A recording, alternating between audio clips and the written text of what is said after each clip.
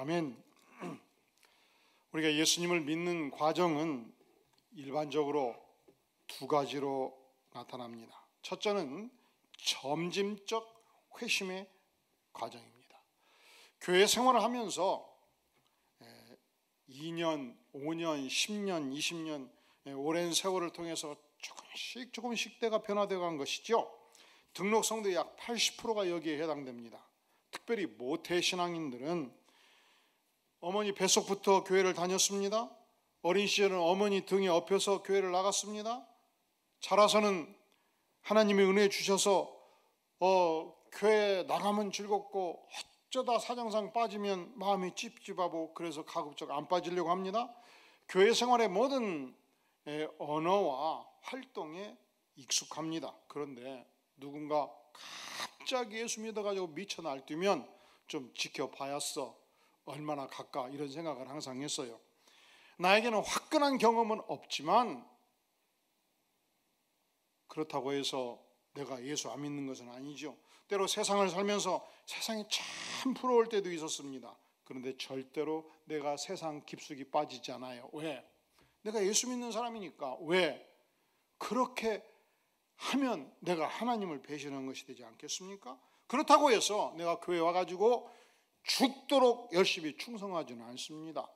왜냐하면 내가 사회생활도 해야 되고 균형 잡힌 인생을 사는 것이 옳은 것이 아니겠습니까? 특별히 사회생활할 때 비기독교인들이 기독교를 대단히 공박하면 내가 열심히 때로 기독교를 변호하기도 합니다. 왜냐하면 내가 예수 믿는 자이기 때문에. 그런데 이상하게 가끔 직장에서 골수 분자들이 있어요. 너무 외골수로 예수를 믿어요. 너무 치우친단 말이죠. 그럴 때는 내가 반드시 딴지를 걸어요. 한참 말하다 보면 내가 꼭 안 믿는 사람 같다는 생각이 들 때도 있어요. 그러나 내가 교회 생활을 중단하지 않고 내가 예수님이 주님인 것을 부정하지 않습니다. 어쩌다 인생의 위기를 만나면 그래서 도무지 내가 노력해서 그 고통의 문제를 해결하지 못하면 절대로 내가 절간 가지 않고 점쟁이한테 안 갑니다. 왜 그렇죠? 내가 예수 믿으니까 하나님께 나아갑니다. 납작 엎드립니다. 간절히 기도합니다. 은혜를 받습니다. 하나님의 도움으로 문제를 해결해 나갈 때마다 내가 하나님께 감사하죠. 내가 기독교 신자야 아니요. 내가 기독교 신자예요. 점진적 과정을 통해서 내가 예수님을 체험해 간단 말이죠. 반대로 급진적 회심이 있습니다. 나는 지금까지 예수 믿는 자들을 가장 어리석은 자로 생각을 했습니다. 그리고 아니 하나님이 어디 계시냐고, 하나님 본 적 있냐고. 그래서 예수 믿는 자들을 보면 미쳤다고 생각을 했고 내가 강력하게 공박을 했고 세상에 믿을 게 따로 있지 왜 하나님을 믿느냐 그랬습니다. 그런데 내 인생에 어떤 문제에 만났을 때 도무지 내가 내 노력으로 해결할 수 없을 때 헷가닥했습니다. 마누라가 밤낮 없이 기도하는 것을 보면서 혹시 하나님을 믿으면 문제가 해결될까 따라 나섰다가 완전히 내 인생이 바꿔졌습니다. 새벽마다 기도하고 부르짖게 되었습니다. 작정하고 술 친구, 도박 친구 다 끊어버렸습니다. 그리고 친구들 모아놓고 한번 한턱 내고 내가 선포를 했습니다. 야들아, 아그들아, 이제는 내가 예수 믿기로 작정했다. 그러니까 나 만나려면 이제 어쩔 수 없다. 우리 교회로 오면 나 만날 수 있으니까 괜히 이 집, 저 집, 술집 나와라 말하지를 말아라. 완전히 바꿔진 것이죠. 180도 인생이 바꿔진 것입니다. 이것을 급진적 회심이라고 그래요. 그러면 사도 바울은 어느 쪽에 속하나요? 점진적 회심인가요? 아니죠. 어느 쪽에 속하나요? 급진적 회심이지요. 그가 급진적으로 예수를 믿고 나서 그 인생이 하나님께 강력하게 쓰임받습니다. 얼만큼 크게 쓰임받느냐? 신약성경 27권 중에서 그가 몇 권을 저술했어요? 13권을 저술했어요. 이 로마서와 고린도 전후서는 2000년 기독교 역사에 기독교 신학을, 조직신학을 만들어낸 기초 초석이었습니다. 그러니까 오늘날도 이단인가 아닌가를 판별하는 것은 어렵지가 않아요. 로마서로 충분히 판별이 됩니다. 모든 조직신학자들은 이 로마서를 해석하면서 혜성같이 이 땅에 나타났습니다. 그가 팔레스타인의 이 소수 종파였던 유대교에서 가장 소수 종파인 예수 그리스도의 종교를 그가 전파하면서 그가 눈을 감기 전에 지중해 연안 전체 예루살렘, 유다, 사마리아, 터키, 그리스, 로마 땅끝까지 그가 복음을 전하고자 열망했고 그 세계를 완수했던 인물입니다. 그러니까 1세기 기독교의 못자리판을 확실하게 깔았던 인물이지요. 일반적으로 학문에 대성하는 자가 목회에 대성할 수는 없어요. 그러니까 오늘날 신학교 지망생들이 두 가지입니다. 신학대학 4년 졸업하고 신대원 3년 가고, 일반 대학 4년 졸업하고 신대원 3년 가고 안수를 받는데, 명석한 두뇌를 가진 신학생들이 1학년 때 무엇으로 고민하는지 아십니까? 1년 내내 고민을 해요. 무엇으로 고민할까요? 내가 이 하나님이 주신 명석한 두뇌로 10년, 15년 공부해서 박사학위를 따가지고 신학자로 사는 것이 하나님의 뜻이냐, 아니면 3년 신학대학원을 마치고 목회 전문가로 목회자로 사는 것이 하나님의 뜻이냐 하고 머리 싸매고 고민을 해요. 왜 고민하지요? 두 가지 다 할 수 있으면 고민할 이유가 없죠. 그냥 두 개 다 하면 돼. 왜 고민하죠? 아는 거예요. 본능적으로.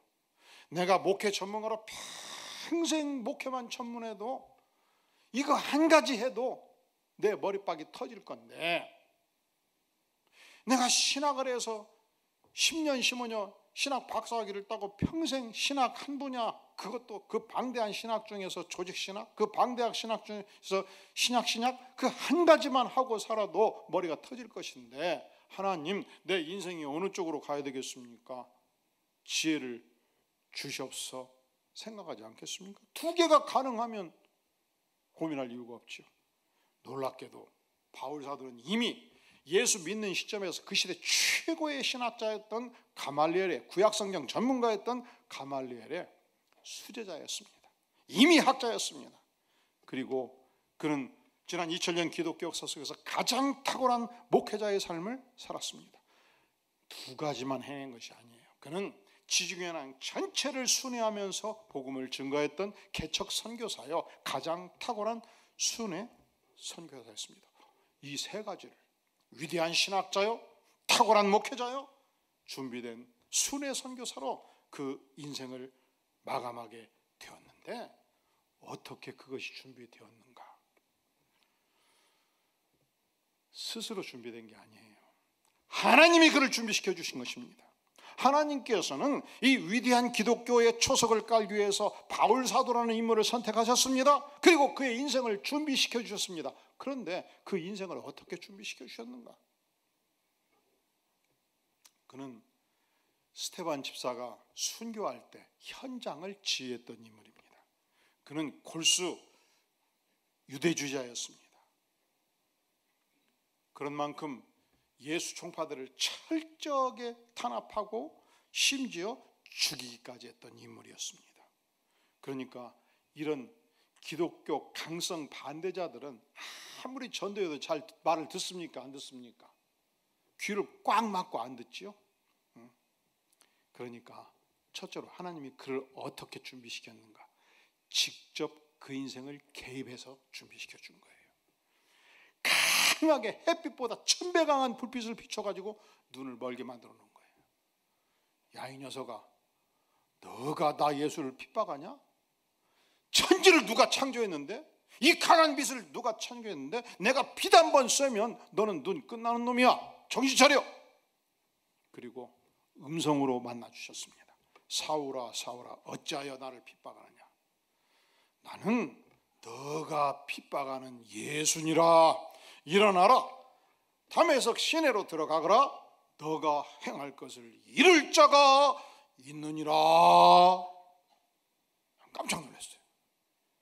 그렇게 핍박했던 예수님이 직접 나타나서 음성으로 들려주시고 내 인생을 개입해 있지 않습니까? 말씀으로 설득하셨습니다. 체포하셨습니다. 그러니까 도무지 전도해도 도무지 씨알이 안 맥히면, 여러분 우리 전교인 구령에 3일 기도 운동을 하지 않습니까? 열심히 기도했는데 전도했는데 씨알이 안 맥혀요. 그러면 간단해. 하나님 직접 핏으로 눈멀게 해주셨어. 직접 음성으로 말씀하여 주시옵소서. 직접 그 영혼을 터치하여 주시옵소서. 전능하신 하나님이 권세를 가지고 터치하면 어찌 변하지 아니할 영혼이 있겠습니까? 하나님이 바울이라는 인물을 쓰시고자 할 때 어떻게 그를 도우셨는가? 첫째로 직접 도우셨어요. 하나님은 직접 도울 권세를 가지고 계십니다. 두 번째로 하나님은 그를 광야의 훈련을 시켜서 준비한 것입니다. 이 바울이라는 인물이 예수를 합니다도 열정적인 인물이고 예수를 믿어도 열정적인 인물이에요. 하나님은 우리를 도우실 때 막 개성이나 인간으로서 갖는 어떤 성품의 특질들까지 막 뜯어 고치시는 분은 아니에요. 존중해 주셔요. 예수 안 믿을 때 조용히 살았던 사람은 예수 믿어도 조용히 살게 도와주시고요. 예수 안 믿을 때 막 시끄럽게 돌아다녔던 사람들은 예수 믿어도 시끄럽게 돌아다니되 그것을 통해서 하나님의 영광을 돌리도록 도와주십니다. 여러분 시끄럽다고 자꾸 조용히 하고 다닐 필요가 없어요. 하나님 시끄러운 대로 사용하여 주셨어. 따라해볼까요? 하나님 시끄러운 대로 저 인간을 사용하여 주시옵소서. 좀 싫어, 너 좀 놔두셔, 냅둬. 하나님도 우리를 막 개성까지 뜯어 고쳐갖고 만들지 않으셔요. 하나님도 조용한 사람은 조용한 대로, 시끄러운 사람은 시끄러운 대로, 개성대로 그 인생이 꽃피우도록 밀어주실진데 우리가 뭔데 자꾸 그 인간의 개성까지 바꾸려고 노력합니까? 근데 바울은 예수 믿기 전에도 하여간 무엇이든지 그 손에 잡히면 열심히 살았던 인간이에요. 이런 사람은 예수 믿으면 어떻게 살겠어요? 이제는 예수 믿는 걸 또 목숨을 걸어요. 그가 예수 안 믿을 때 그렇게 예수 믿는 사람들을 핍박했는데 그는 예수 믿자마자 어떻게 사냐? 9장 20절 시작. 즉시로 각 회당에서, 다시 사도행전 9장 20절 시작. 즉시로 각 회당에서 예수가 하나님의 아들이심을 전파하니. 언제 그랬어요? 예수 믿자마자 즉시로. 그러니까 이게 보통 사람이 아닌 거예요. 그러니까 예수 믿는 사람들이 깜짝 놀란 거예요. 아니 어떻게 사람이 저렇게 빨리 변해? 그리고 더 놀란 사람들이 있어요. 누가 놀랐냐? 유대주의자들, 바리새인들. 아니 우리와 한편이었는데 어떻게 반대편에 들어가서 저렇게 복음을 전할 수 있단 말인가? 그래서 안 되겠다, 저런 녀석은 죽여버리자 공모합니다. 23절 시작. 여러 날이 지나매 유대인들이 사울 죽이기를 공모하더니, 그가 예루살렘에 갔을 때도 열심히 복음을 전하니까 29절 시작. 또 주 예수의 이름으로 담대히 말하고 헬라파 유대인들과 함께 말하며 변론하니 그 사람들이 죽이려고 힘쓰거늘. 죽이기로 작정하고 죽이기로 힘썼단 말이죠. 그런데 여기서 그치지 않아요. 아예 40명의 사도 바울 살인 결사대가 결성이 돼요. 평생 동안 쫓아다니면서 그를 괴롭히고 죽이려고 그래요. 사랑하는 성도 여러분, 누군가가 내 재산을 탈취하기 위해서 혹은 누군가가 내 명예를 손상시키기 위해서 하여간 죽고 살고 3년 5년 쫓아다니면서 괴롭히면요 미쳐버려요. 사람이 살 수가 없어요. 그런데 바울 사도는 평생 그 삶을 살았어요. 그 평생 삶을 살면서 하나님이 그 인생을 준비시켜 준 것입니다. 지금 60세 이상 되신 분들은 과거 처음 예수 믿을 때 가정에서 많은 핍박을 받았습니다. 지금부터 60년 전 올라가면 다 우리 집안이 불교 신자고, 한국은 그렇습니다. 어머니는 불교 신자, 아버지는 유교 신자예요. 그게 절묘하게 결합되어 있어요. 그것도 참 기가 막힌 일이에요. 그런데 그 속에서 예수 믿는 사람 한 사람 나오면 엄청 핍박받았어요. 시댁 식구가 다 이 예수 믿는 사람 한 사람 없는데 4월 초팔이면 절간에 시주하고 제삿날 되면 다 가족이 모여가지고 제사 지내는 유교 집안인데 며느리 한 사람 예수 딱 믿으면요 난리가 나버려요. 그냥 성경책 찢어버리고 그리고 때로는 소학 맞고 막 시댁에서 막 쫓겨나고 전 집안이 유교 집안인데 이 고등학생 아들이 교회 생활하고 예수 다니면 막 그냥 가문에서 막 이름을 빼버리겠다고 협박을 하고 핍박을 했던 것이 이 한반도의 상황이 아니겠습니까? 그런데 그 핍박을 받으면서 예수 믿은 사람은 단단해져요.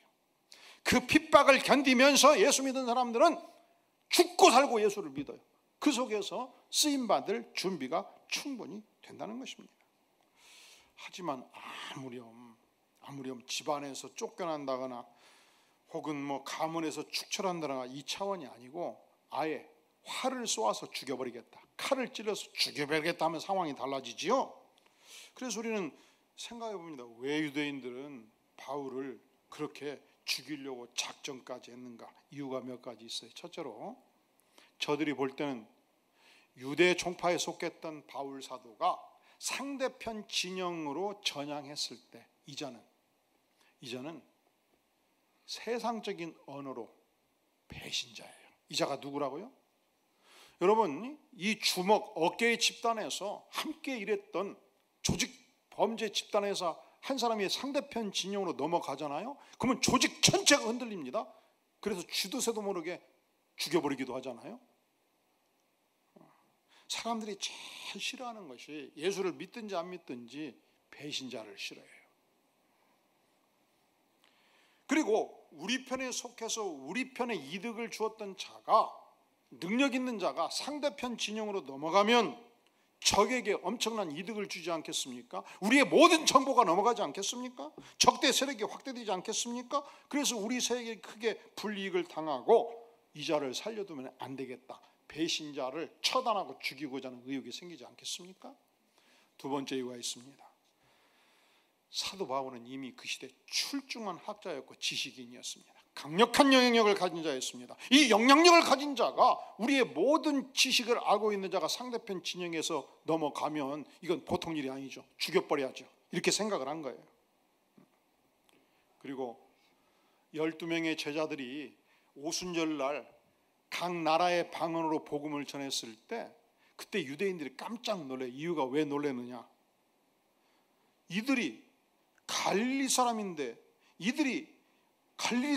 어떻게 학문을 하지 않고 이 이방의 방언을 할 수 있다는 말이냐? 언어가 얼마나 복잡한 것인데 이것으로 반응을 한 거예요. 이들이 갈릴리 사람들이 아니더냐? 이 말이 무슨 말인가? 그 시대 지식인들, 그 시대 학자들, 그 시대 귀족들은 예루살렘에 살고 있었습니다. 그 시대 일자 무식들, 농꾼들, 그리고 산족들, 그들은 변방에 살고 있었습니다. 갈릴리 지역에 살고 있었습니다. 그러니까 이들이 갈릴리 사람이 아니더냐? 이것을 의미합니다. 저들이 그를 모르는 사람이 아니더냐? 저들이 불황무식자가 아니더냐? 만약에 사도 바울만 전향하지 아니었다면 예수 믿는 집단은 무식한 집단이요, 그를 모르는 집단이요, 저들은 미신에 빠진 집단이라고 매도할 수 있는데, 이 영향력 있는 인물이 적진의 진영으로 들어갔으니 큰일 났다, 죽여버리자, 이것이 유대인들의 생각이었습니다. 그래서 그를 죽이고자 작정을 한 것입니다. 이 기나긴 집요한 공격 속에서 사도 바울의 인생은 영그럽고 훈련되었고 무장했고 성숙했고 세상적인 언어로 근대가 인생이 잡힌 거예요. 여러분, 인생에 근대가 잡히기를 원합니까? 인생이 묵직하게 준비되기를 원합니까? 그럼 어떻게 하면 되겠어요? 여러분 주변에 끊임없이 여러분을 연단하고 훈련하고 공격하는 분이 있을 때, 야, 저분이 나를 인간 만들기 위해서, 나를 성숙하기 위해서 대단히 노력을 많이 하신다. 따라해 볼까요? 저분이 나를 성숙하게 하기 위해서 대단히 수고 많이 하신다. 할렐루야. 그리고 계속 수고하거라. 이런 훈련을 통해서 인생이 깊어지는 거예요. 이런 훈련을 충분히 받고 영혼이 깊어진 인생들이 이 교회에서 안수집사, 집사, 장로, 권사 임직을 받고 주님을 섬기면 이 교회는 평안한 교회요, 든든히 서가는 교회요, 생명이 있는 교회가 되지 않겠습니까? 31절 그리하여 온 유대와 갈릴리와 사마리아 교회가 어떻게 평안하여 든든히 서가고 주를 경외함과 성령의 일로 진행하여 수가 더 많아지더라. 성경은 말씀하지 않습니까? 훈련 받은 만큼 교회도 단단해지는 것입니다. 이 한반도의 최대의 비극 중에 하나는 지난 500년 역사 속에서 6.25 전쟁이에요. 6.25 전쟁 최대의 비극. 근데 6.25 전쟁의 원인이 어디서 시작되느냐?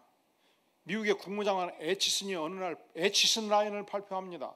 미국이 전 세계를, 자유의 세계를 방해하는 선은 한반도 밖이라고 그런 거예요.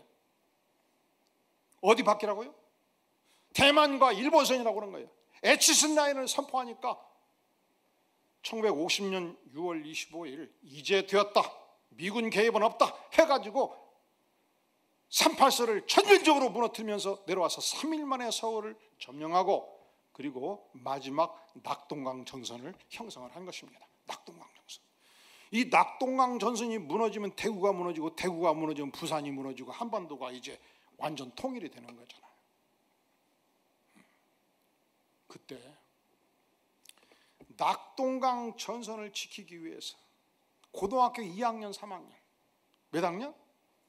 고등학교 2학년 4학년, 아직 맞박에 피도 안 마른 그 어린애들을 단 3일도 일주일도 군사훈련 시킬 여유가 없어서. 왜? 전선 무너지면 국가가 끝나니까 전선에 그냥 피바지로 그냥 수천 명을 집어넣은 거예요.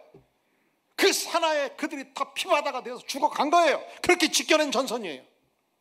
그게 6.25예요 2년 3년 군대 생활하면서 수천 발 총도 써보고 총소리도 들어보고 유격훈련도 하고, 탕 소리가 나면 오른쪽에서 왼쪽으로 나는 총인지 앞에서는 총인지 고개를 숙여야 될지 엎드려야 될지 달려가야 될지 이 판단도 쓰지 않는 상태에서 전선에 투입돼가지고 훈련받지 않는 이 고등학생들이 투입돼가지고 수천 명이 죽어갈 때 그 모습을 봐야 했던 전선의 장군들이 얼마나 가슴이 미어지겠습니까? 그 피와 희생을 딛고 우리는 평화의 신앙생활을 하는 것입니다. 자유는 절대로 피 흘림이 없이 지켜지지 않습니다. 자유는 절대로 준비되지 않고 지켜지지 않습니다. 그리고 도저히 무너질 수밖에 없는 이 전선을 지킬 때에 전 세계의 모든 군사 지도자들이 인천 상륙 작전은 망하는 작전이라고 말할 때, 왜냐하면 인천의 간만의 차가 9m예요. 만약에 시간을 놓치면 그 모든 군함들이 다 갯벌에 처박혀버리게 되는 거예요. 만약에 그 날짜가 노출이 되면 성공 가능성을 1%도 안 봤던 인천 상륙 작전을 메가더 장군이 갑작스럽게 결정해서 진격에 들어가므로 9.28 서울을 탈환했지 않습니까? 허리를 끊어냈지 않습니까? 자유 대한민국을 보존했지 않습니까? 그래서 메가더 동상을 끌어내리는 사람들은 아주 간단해요. 척화 통일을 소망하는 사람들이잖아요. 그냥 북한에 올라가서 사시면 돼요. 논란을 펼 여지가 없어요. 우리에게는, 우리 기독교인에게는 예수 믿을 자유가 중요하고 예수 전파할 자유가 중요하고 예수 믿고 자유롭게 사는 세상이 중요합니다.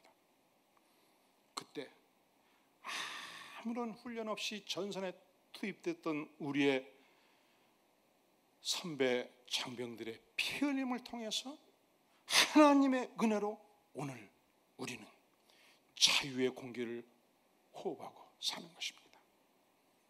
그런데 교회가 그래요.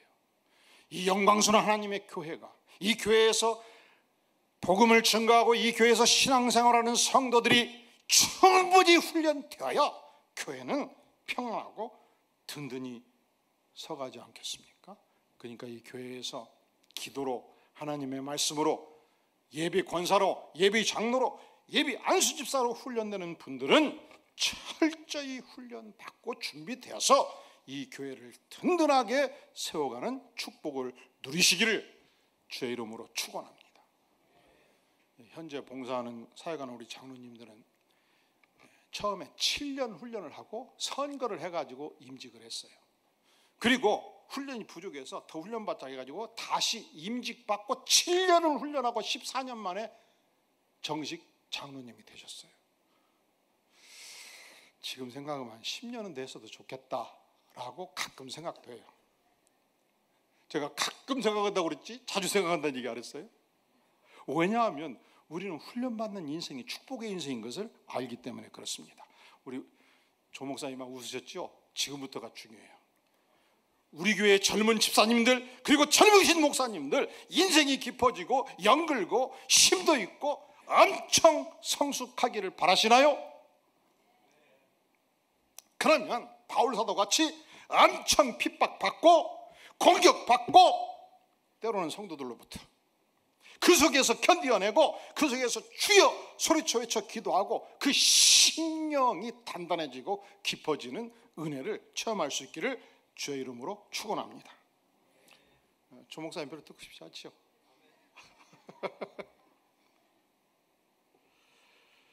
바울은 다메섹에서 나와가지고 아라비아로 들어갑니다. 그리고 아예 3년간 도시에서 사라져요. 인간 군상에서부터 사라져요. 이 아라비아에서 3년 동안 하나님과 몸부림치며 기도하는 세월을 보냅니다. 그때 그는 성경의 깊은 진리를 깨닫고 그때 하나님과의 깊은 교통의 세월을 보내고 영적으로 무장하는 능력을 덧입습니다. 어떤 인생이든지 다투시는 세월이 필요하고 깊이 하나님과 교통하는 세월을 통해서 영성을 형성하지 않겠습니까? 자, 오늘 하나님께서 바울 사도를 한 시대에 사용하기 위해서 어떻게 준비시켜 주셨는가? 하나님은 첫째로 직접 그 인생을 개입하셨어요. 말씀하셨어요. 만나 주셨습니다. 두 번째로 수많은 핍박의 훈련을 통해서 심지어 광야의 훈련을 통해서 그의 인생의 그릇을 충분히 형성시켜 주신 것입니다. 세 번째, 어떻게 하나님께서는 그의 인생을 충분히 준비시켜 주셨는가? 하나님께서 그때그때마다 필요할 때마다 그 인생을 구체적으로 돕는 조력자를 세워주셨습니다. 첫째로 그가 다메섹에서 그를 죽이고자 하는 자들의 휩싸여서 어려움을 겪을 때 우리 하나님께서는 예수님의 제자들을 보내주셨습니다. 오늘 말씀 25절에 보면 그 제자들이 밤에 사울을 강주리에 담아서 성벽에서 달아내린 것입니다. 왜냐하면 성을 통과하다가는 돌에 맞아 죽을 수 있고 화살에 맞아 죽을 수 있잖아요. 그러니까 밤중에 몰래 제자들이 모여가지고 광주리를 만든 거예요. 이 광주리는 짐짝 광주리라고 소문을 내고 그리고서 살짝 바울 사도를 넣어가지고 사람을 넣은 것이 아닌 짐짝인 것으로 만들어 가지고 성 밖으로 줄을 달아 내려서 도망치게 만들어 주어서 그를 살려낸 것입니다. 그가 예수님을 만나고 불빛에 쬐어가지고 눈이 캄캄할 때에 예수님의 제자 아나니아를 만납니다. 아나니아의 안수기도를 받고서 눈이 열렸습니다. 이제 새로운 세상을 보게 되었습니다. 그가 드디어 예루살렘에 가서 예루살렘 교회에서 예수님의 제자들을 만나고자 했습니다. 그런데 아무도 만나주질 않는 거예요. 왜 그렇습니까? 자, 26절 그 이유를 보겠습니다. 시작. 사울이 예루살렘에 가서 제자들을 사귀고자 하나 다 두려워하여 그가 제자됨을 믿지 아니하니 아무도 그를 믿어주지가 않는 것이죠. 그는 외톨이가 되었습니다. 자, 그는 이미 유대인들로부터 배신자가 되었습니다. 교회에 갔습니다. 그런데 이미 교회로부터 그는 수용되지 아니한 것입니다. 갈 곳 없는 인생이었습니다. 그런데 그를 돕는 자가 있어요. 그가 누굽니까? 바나바. 27절 시작. 바나바가 데리고 사도들에게 가서 그가 길에서 어떻게 주를 보았는지와 주께서 그에게 말씀하신 일과 다메섹에서 그가 어떻게 예수 이름으로 담대히 말했는지를 전하니라. 바나바가 바울 사도요, 걱정하지 마시오, 같이 갑시다, 손을 붙잡고 예루살렘 교회로 들어갔습니다. 예루살렘 지도자들을 모두 초청을 했습니다. 이분이 바로 사도 바울입니다. 이분이 이렇게 주님을 직접 만났고 주님의 음성을 들었던 자입니다. 그가 과거에는 핍박한 자였지만 이제 예수님을 만나고 다메섹 교회에서, 회당에서 이렇게 열심히 예수님을 증거하는 자요니 그가 분명히 회심을 했고, 그가 분명히 예수님을 만났고, 그가 분명히 전향을 한 것을 내가 입증합니다. 이렇게 구체적으로 바울 사도의 인생을 뒷받침해 준 것입니다. 그가 눈이 멀었을 때 아나니아가 또한 열심히 안수기도해 가지고 그를 고쳐주지 않습니까? 그 후 바나바는 예루살렘 교회의 초청에 의해서, 예루살렘 교회의 말하자면 결정에 의해서 안디옥 교회로 파송되어 갑니다. 그가 안디옥 교회에서 돕다 보니까 이방인 새신자들이 급격히 늘어났습니다. 또 유대인 새신자들도 많이 있는데 하나님의 말씀에 너무 무지했습니다. 그는 혼자 도무지 감당할 수가 없었을 때에 다수에 있는 사도 바울을 찾아가서 직접 청빙을 합니다. 나와 함께 성경 교육을 하십시다 해가지고 안디옥 교회에 와서 본격적으로 사역을 하도록 도움을 준 것입니다. 여러 사람들의 도움을 통해서 그는 하나님의 사람으로 자락한 것입니다. 사랑하는 성도 여러분, 여러분은 오늘 예배드리러 이 자리에 오기까지 여러분의 생애를 구체적으로 도왔던 바나바, 아나니아가 누구였습니까? 우리가 절대로 내 힘으로 여기까지 온 것이 아니에요. 첫째로 하나님의 은혜죠. 두 번째로 내 인생을 구체적으로 기도해 주시고 도와주신 아나니아와 바나바가 있었습니다. 뿐만 아니라 지난 2023년도 6개월 동안 하나님께서는 어떻게 구체적으로 여러분의 생애에 개입하시고 도와주셨습니까? 또 내가 이런 어려움이 있을 때 하나님은 어떤 바나바를 나에게 붙여주셨습니까? 그것을 우리가 낱낱이 감사하며 나가는 것이 마땅한 도리가 아니겠습니까? 그리고 가장 중요한 것은 우리가 절실하게 기도해야 될 것은, 하나님 앞으로 6개월 저는 예수 믿는 누구를 위해서, 예수를 모르는 누구를 위해서 제가 돕는 바나바가 되겠습니까? 결심하고 기도하는 복된 백성 되기를 주의 이름으로 축원합니다. 기도하겠습니다. 영광의 주님, 그렇습니다. 주님께서 사도 바울을 직접 만나주시고 사도 바울을 훈련시켜 주시고 사도 바울의 구체적인 필요를 도우심으로 한 시대 사용하셨던 것처럼 주님, 우리 안디옥 백성들을 하나님께서 직접 도우시고 조력자로 도우시고 또한 훈련으로 도우셔서 이 시대에 쓰실 만한 하나님의 일꾼으로 세워주시기를 간절히 구합니다. 주님, 또한 오늘 이 시대를 살아가면서 내가 구체적으로 도와야 될 사울이 어디 있습니까? 보여주시옵소서. 나의 존재가 하나님께 영광이 되고 하나님의 백성들을, 미래의 하나님의 백성들을 양성하는 데 쓰임받기를 구하오니 하나님 우리를 불쌍히 여겨주시옵소서. 예수님의 이름으로 간절히 기도하옵나이다.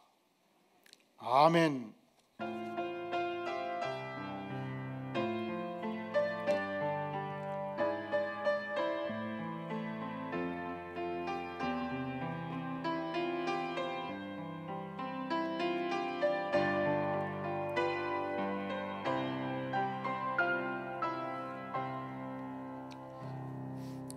이 시간은 주께서 우리에게 주신 말씀을 붙들고 함께 묵상으로 기도하는 시간입니다. 기로감으로 기도하는 시간입니다. 주님, 그렇습니다. 내가 여기 오기까지 주님께서 내 인생을 도우시고 또한 조력자들을 도우시고 훈련으로 도우신 것을 감사합니다. 주님, 주님께 쓰임받는 인생 되기를 원하며 동시에 주님, 저의 생애 속에 저에게 붙여주신 영혼들 기도하며 사랑하며 도우며 쓰임받는 인생 되게 하여 주시옵소서. 이 시간 함께 주 앞에 묵상으로 기도하며 나아가겠습니다.